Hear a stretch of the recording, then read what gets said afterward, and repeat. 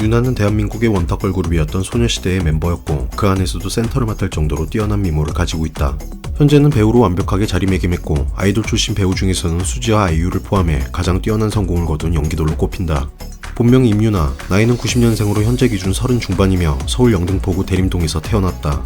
초등학교 2학년 때 핑클과 SES를 보며 가수의 꿈을 키웠고 4년 후 한일 월드컵이 개최됐던 2002년 SM 공개 오디션을 보고 상위권 점수로 한 번에 붙게 된다. 사슴같이 청순한 외모는 어렸을 때도 빛을 발했고 SM에 들어가자마자 엄청난 기대를 모았다고 한다. 오죽하면 이렇게 예쁜 애가 길거리 캐스팅이 아닌 직접 오디션을 본 게 충격이라는 말이 나왔을 정도였다. 어쨌든 그렇게 연습생이 됐고 동방신기와 슈퍼주니어 뮤직비디오에 출연하며 연예계 활동을 시작했다.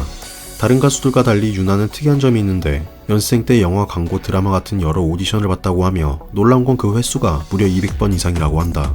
그 중에는 붙은 것도 있고 떨어진 것도 많았는데 결국 2007년 MBC 드라마 9회말 투하우스로 가수보다 연기자로 먼저 데뷔하게 된다.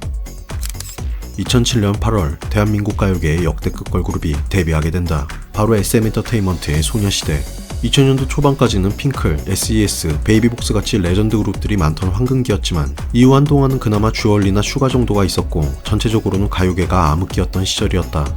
이때 소녀시대가 다시 만난 세계로 데뷔하면서 그야말로 엄청난 인기를 끌었고 이후에는 지와 소원을 말해봐로 메가히트까지 치며 단순 인기를 넘어서 신드롬이었는데 국내뿐만 아니라 전세계적으로도 큰 인기를 끌며 최초의 월드 걸그룹으로 자리매김했다.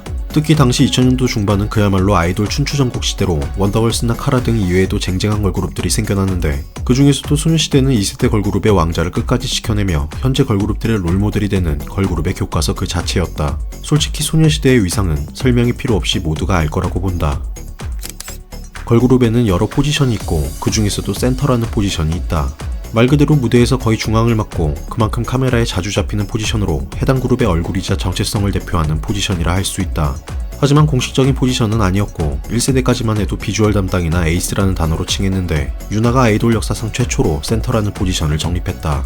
유나를 제외한 소녀시대의 다른 멤버들도 비주얼이 뛰어났지만 169cm라는 큰 키와 작은 얼굴, 거기에 비주얼까지 겸비한 유나는 그야말로 센터의 자질을 완벽하게 갖췄다고 볼 수 있다. 특히 당시 소녀시대는 9명이나 됐기에 센터가 중요했고 유나 덕분에 다른 멤버들도 일명 꽃다발 효과를 제대로 받은 셈이다. 이후 유나는 비단 소녀시대의 센터뿐 아니라 K-팝의 센터로 통했고 보통 이런 단어들은 아이돌 덕후나 팬들만 알기 마련인데 대중들도 알 만큼 대중화시킨 장본인이다. 유나 하면 떠오르는 이미지는 청순하고 맑은 느낌이다. 흰 피부에 또렷하고 정갈한 이목구비를 가졌고 걸그룹 사진상의 시초로 꽃사슴 그 자체인데 소녀시대뿐만 아니라 역대 걸그룹 중에서도 최고의 비주얼로 꼽히고 있다. 물론 현재는 장원영, 카리나 같은 많은 인재들이 나왔지만 단아한 정성미인상으로는 아직도 수지와 투탑이라고 본다. 당시 SM 내부에서도 원탑으로 꼽혔다고 하며 이 수많은 단체 사진을 찍을 때 항상 유나와 최시원을 중앙에 세웠다고 한다. 특히 유나는 눈 밑에 애교살이 굉장히 두껍고 큰데 써니는 연생 시절 유나를 처음 보고 눈 밑에 인절미가 있는 줄 알았다고 한다.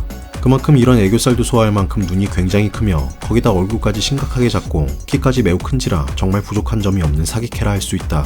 그리고 놀라운 점은 카메라가 실물의 반의 반도 못 닿는다고 하며 워낙 얼굴이 입체적이라 가까이에서 볼수록 화면상이랑 완전히 다른 수준이라고 한다.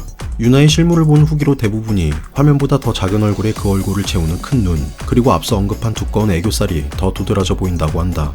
또한 일반인들뿐만 아니라 같은 연예인들도 유나의 실물을 보고 부담스러울 정도로 예쁘다며 찬사가 많은 편이다. 그리고 여자들의 치명적인 약점인 쌩얼, 유나에겐 이마저도 해당이 안되고 쌩얼이 굉장히 예쁜 걸로 명성이 자자하다. 데뷔 초 때부터 팻덧, 1박 2일, 런닝맨, 효린의 민박 등 각종 예능에서 쌩얼이 공개될 때마다 예뻐서 화제가 됐고 유나의 담당 메이크업 아티스트는 항상 부담스럽다고 하는데 메이크업을 했는데 안 한 것보다 별로일까봐 부담이라고 한다.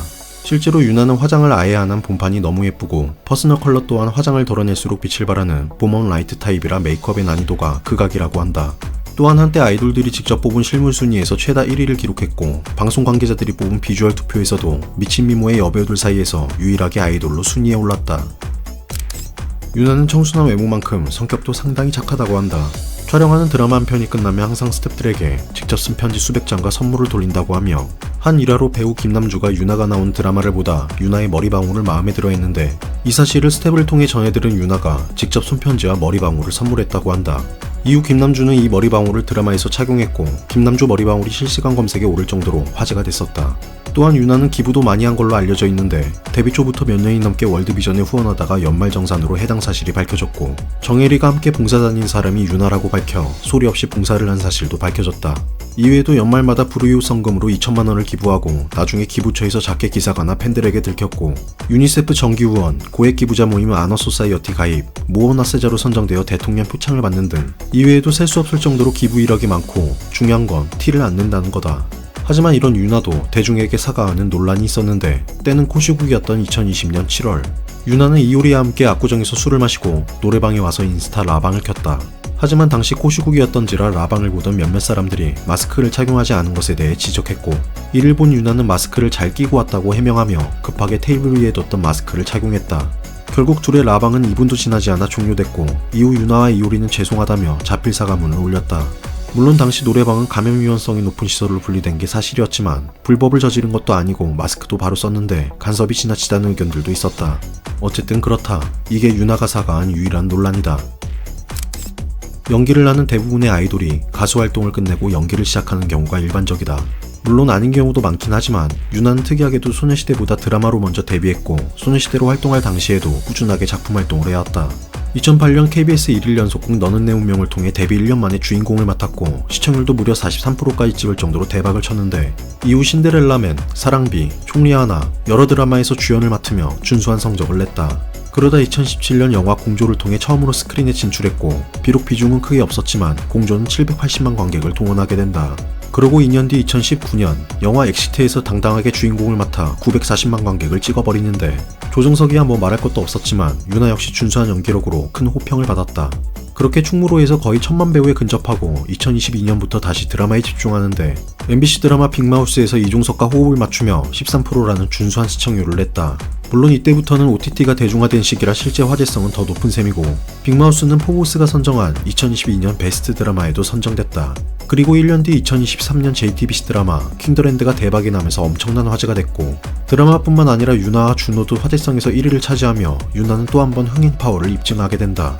특히 킹더랜드에서 유나의 비주얼은 역대급 고점을 갱신했다.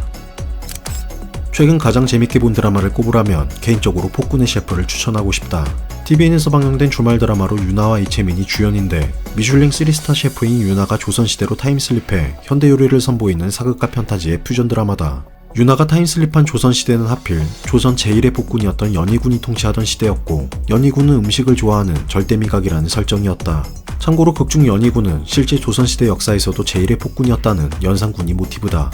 여태까지 연산군을 소재로 한 많은 사극들이 있었고 그 배경이 참혹했던지라 무거운 느낌들이 많았는데 폭군의 셰프는 판타지 코믹 사극이라 유치한 면이 없지 않아 있지만 뇌 빼고 보기엔 상당히 재밌었다. 특히 극중에서 음식이 중대한 역할을 해서 여러 음식을 보는 맛도 있었고 이런 음식들을 맛보고 나오는 리액션들에 대한 연출이 병맛이면서도 중독성이 있었다. 1화 시청률이 6.8%를 기록하며 케이블 및 종편 채널 동시간대 1위를 차지했고 재밌다는 이 소문을 타고 4화에서는 13%까지 찍으며 지상파 포함 전 채널 동시간대 1위를 찍었다.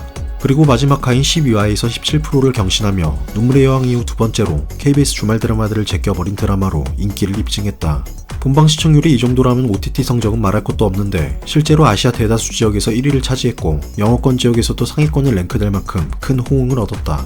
그리고 여담으로 이채민이 맡은 남주 연희군 역할은 원래는 전재준이 맡기로 했었다고 한다.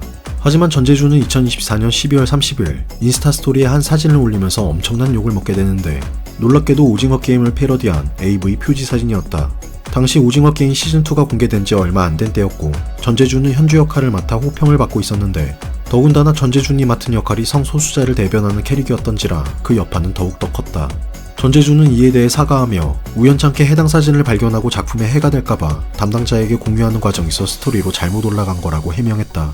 어쨌든 결국 이 사건으로 유나의 팬들은 불순한 생각을 가진 남주를 유나의 상대 배우로 두고 볼 수 없다며 DC 유나 갤러리에 성명문을 올리거나 폭군의 셰프 제작사와 감독에게 메일과 팩스 전화를 돌리며 전재준의 하차를 요구했고 결국 제작진과 전재준은 많은 논의 끝에 하차를 결정했다고 한다. 개인적인 생각이지만 머리에 총을 맞지 않고서야 일부러 올릴 이유가 없다고 보는데 이채민도 상당히 괜찮았지만 전재준이 했어도 무척이나 재밌었을 것 같다. 소녀시대의 센터로 한 시대를 풍미하고 연기자로서도 성공적인 커리어를 쌓아 올린 유나. 작품 하나하나가 굵직하고 아무리 시대가 변했어도 유나는 아직 유나인 듯하다. 물론 연기가 매번 비슷한 느낌이고 특별히 뛰어난 건 아니지만 그녀의 여러 작품들 시청률과 영화 흥행 기록만 봐도 웬만한 인기 여배우들보다 높은 커리어다. 과거 이승기 이후로 열애설이 없는데 과연 누가 데려갈지 참으로 궁금하다.